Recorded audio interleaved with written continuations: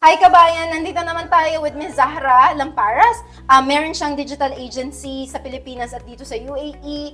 Andito siya para magbigay sa atin ng advice dun sa mga aspiring mga business or gustong mag-business ng mga kabayan natin, lalo niya sa digital world. So hi guys, mga nandyan sa Balikbayan for Good with Miss Lian. Ang advice ko lang sa inyo is take risk. Kasi kung hindi kayo magte-take risk, ngayon pa lang, mag-i-stay kayo kung nasa comfort zone lang kayo right now and you will not grow up doon sa ambition nyo, kung ano yung gusto nyo in the near future. Or always ask yourself, where did you see yourself 5 years from now?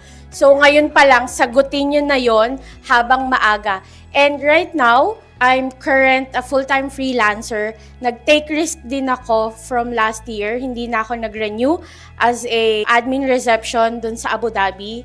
I take risk dito sa pag-full-time. And alhamdulillah, it was so successful. And thank you kasi we have this kind of community dito sa UAE na legit and talaga masasabi yung genuine yung connection, yung community. It's not just na mag-o-offer ng talk or mag-o-offer ng ganitong opportunity na mag-gather yung mga ganitong mga tao na may same mindset, values, and beliefs. Ang sarap makasama yung mga ganitong tao. Hindi ka dadalhin or hindi ka lang kukunin for the sake na merong registration for the money. Walang ganon. Stay put tayo kay Balikbayan for Good with Lian and hopefully makapagpauwi na tayo ng mga OFW soon. Yeah, Yes. thank you. Thank you.